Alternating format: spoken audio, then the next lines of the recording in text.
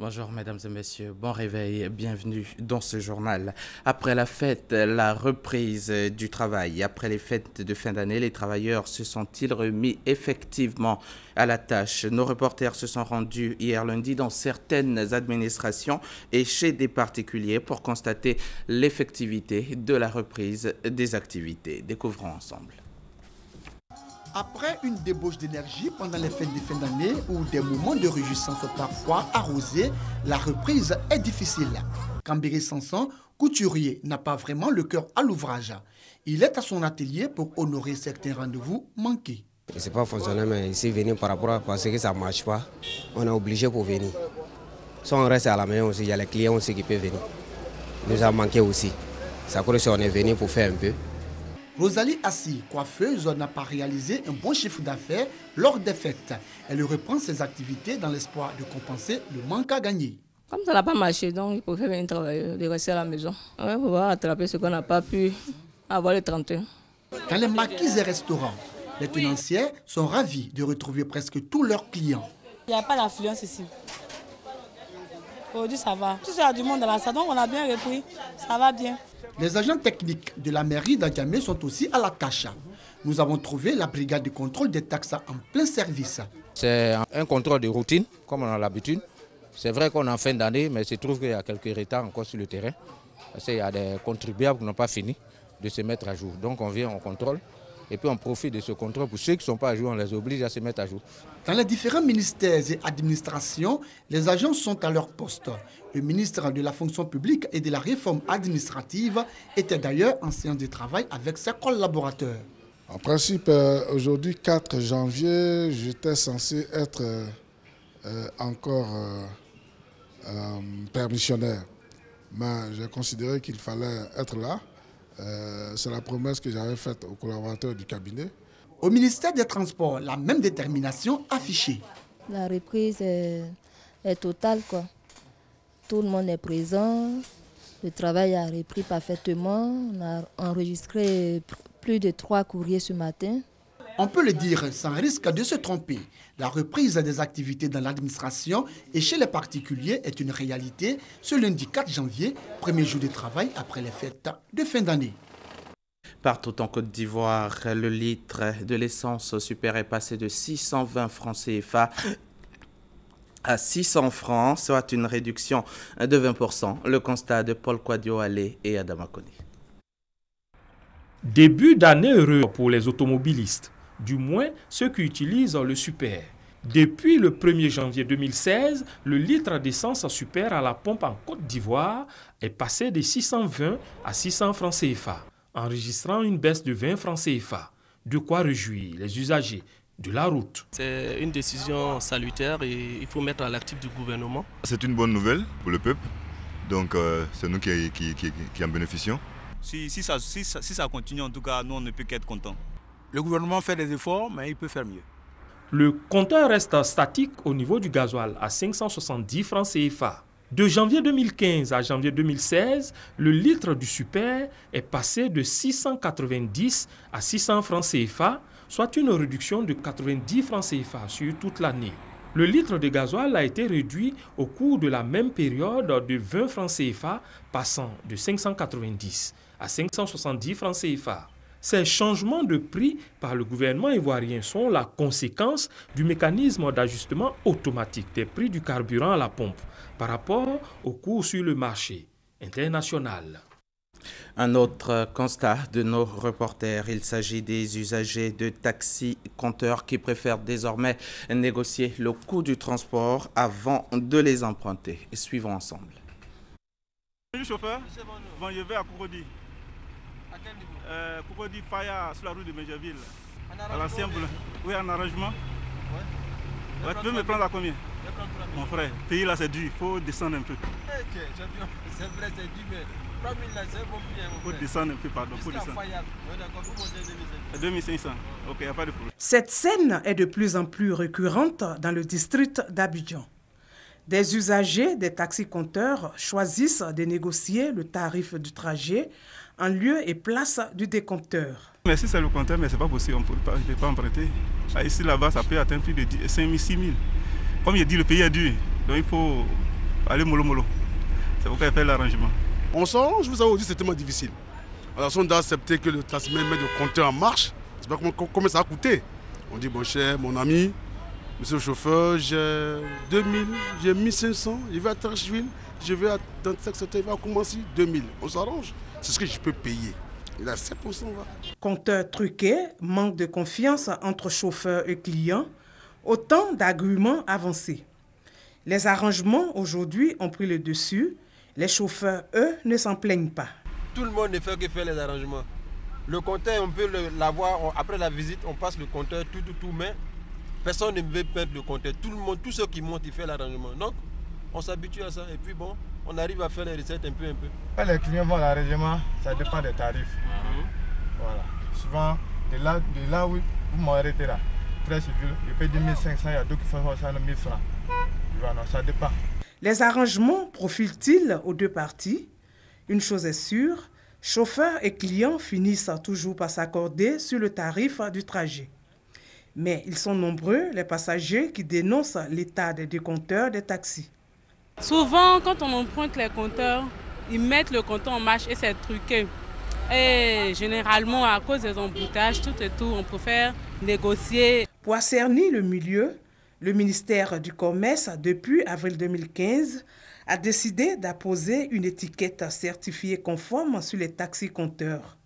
Le décompteur, scellé par un cadenas, devra compter par pulsation 160 francs CFA par kilomètre.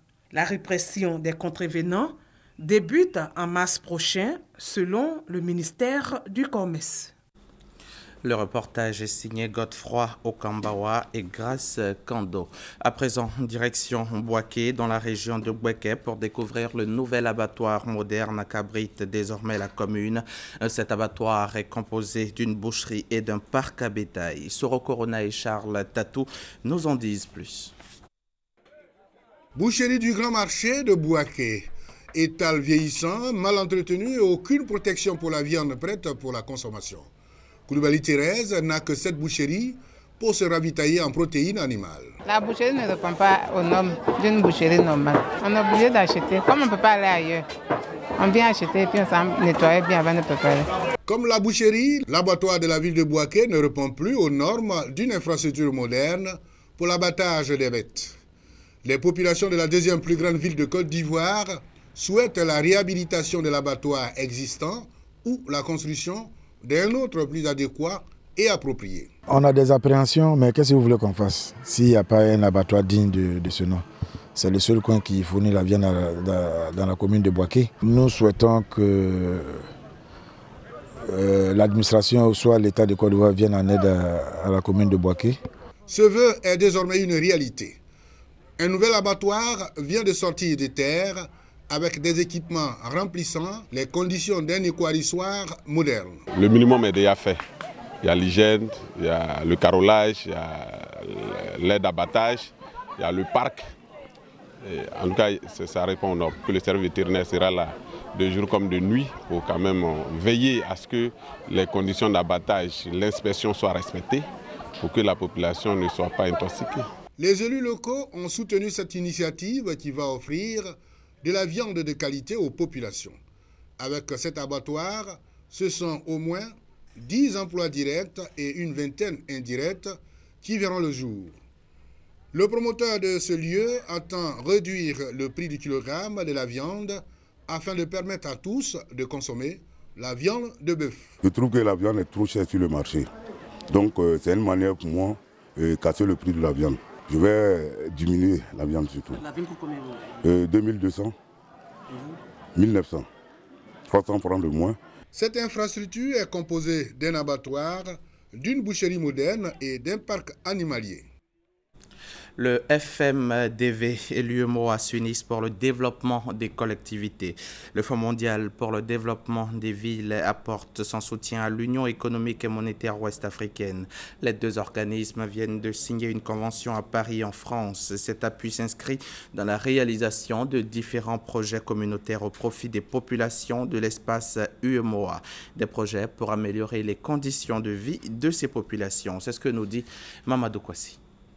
Une signature et une poignée de main pour confirmer cette nouvelle union. L'UEMOA et le FMDV, Fonds mondial pour le développement des villes, s'engagent dans un partenariat technique et économique dans la prise en charge des besoins des populations issues des collectivités territoriales de l'espace communautaire. Le FMDV, avec son expertise dans la recherche de financement, va accompagner l'UEMOA dans la réalisation de différents projets dans le secteur de l'énergie renouvelable, la santé, l'eau potable et l'éducation. J'ai l'intention de faire un document qui va relever les 100 bonnes pratiques de l'Afrique pour lesquelles nous pouvons tous être fiers puisque ça apporte des résultats. Et ça, je vais le mettre en pratique très rapidement avec le président de l'UEMOA. Nous avons l'intention de préparer ces documents.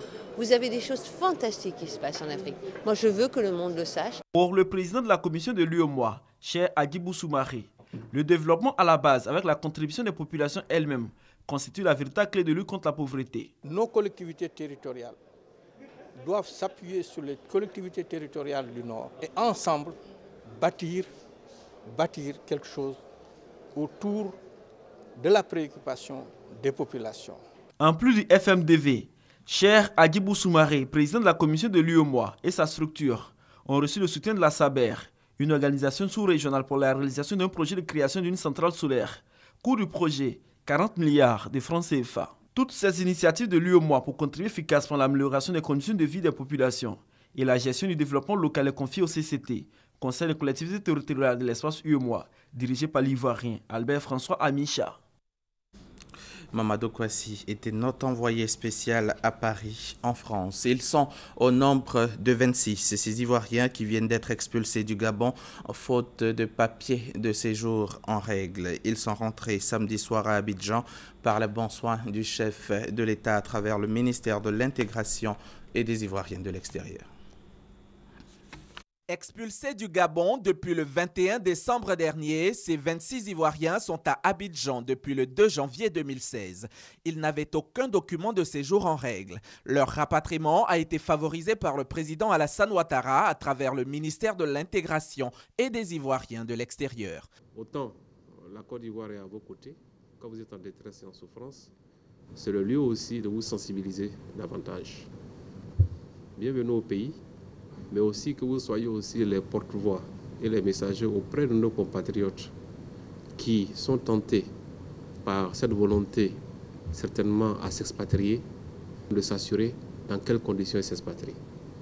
Est-ce qu'ils s'expatrient par rapport aux lois des pays qui les accueillent? Maintenant qu'ils sont rentrés, ces Ivoiriens sollicitent une assistance de l'État. En quittant le Gabon, on n'a pas été averti, on a tout perdu. Ici, on ne peut pas énumérer tout ce qu'on a perdu.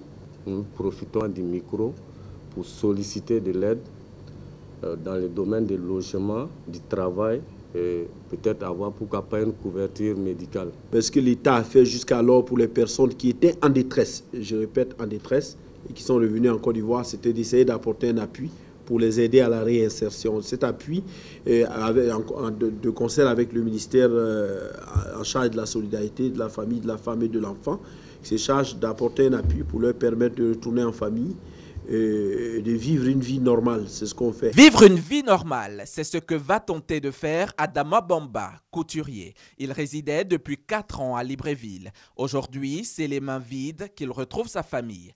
Je suis découragé, mais on prend ça, on met tout en prière. Parce que si on va reprendre, on va voir ce qu'il faut faire pour l'aider, pour qu'il puisse au moins reprendre sa vie ici. Samedi soir, je suis allé le chercher et le ramener à la maison. Bon, alhamdoulilah, chez moi, il n'y a pas de problème. Il est bien arrivé, sain et sauf, c'est l'essentiel. Sain et sauf, et surtout content d'être retourné dans son pays. Je suis vraiment heureux d'être chez moi. Nous sommes sortis pour aller chercher, avoir une bonne vie. Mais puisque maintenant la Côte d'Ivoire est de retour, et c'est que c'est sûr que mon pays est le meilleur pour reprendre le travail aujourd'hui même. Cette expulsion des Ivoiriens du Gabon est la deuxième en 6 mois. La première avait eu lieu en juillet dernier et elle concernait une dizaine de personnes. Cependant, plus de 7000 Ivoiriens y vivent en situation régulière. Rendons-nous maintenant dans les locaux de l'Assemblée nationale où le projet de loi portant programmation militaire pour la période 2016-2020 a été adopté hier. Vous le voyez en image, c'est à l'unanimité qu'il a été adopté donc par la Commission Sécurité et Défense du Parlement. Il a pour objectif le renforcement des capacités des forces armées en moyens humains, matériels et financiers. L'Afrique du Sud devrait être suspendue hier lundi de l'AGOA, l'African Growth Opportunity. Cette suspension interviendrait suite au non-respect de l'ultimatum de 60 jours fixé par le président américain le 5 novembre passé. Barack Obama avait exprimé son exaspération face à Pretoria, qui n'avait pas respecté son engagement à ouvrir son marché aux exportations américaines de volailles et de viande de bœuf. Après de longues discussions ponctuées de menaces relatives au renouvellement de l'AGOA, Pretoria avait décidé de lever les barrières tarifaires qu'elle applique aux volailles en provenance des États-Unis depuis l'an 2000 afin de préserver leur marché du dumping. L'ultimatum lancé par les États-Unis le 5 novembre dernier à l'Afrique du Sud expire ce lundi. Le pays devrait être suspendu de l'AGOA ce 4 janvier. Les États-Unis reprochent aux autorités sud-africaines le non-respect de leurs engagements, notamment l'ouverture du marché aux exportations américaines de volailles et de bœufs. Suite à cette situation, les ministres sud-africains se sont réunis pour plancher sur la question. Ils disent à tout mettre en œuvre pour préserver les relations commerciales qui lient les deux pays. We have a strong and robust commercial relationship. Nous avons des relations commerciales fortes et robustes avec les États-Unis, ce qui a été souligné par l'AGOA, et nous pensons que c'est quelque chose que nous tous aurons à prendre en compte alors qu'on entre dans la phase finale.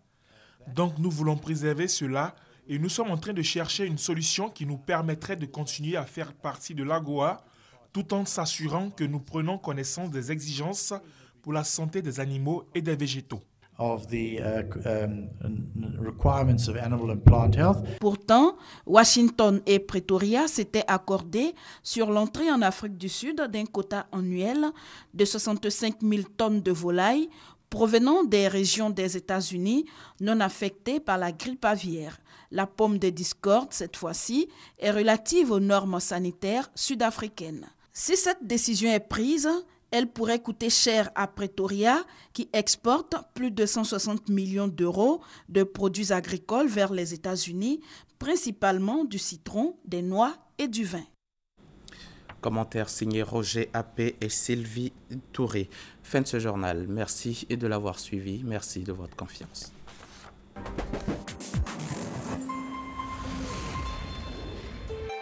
RTI 1, la chaîne qui rassemble.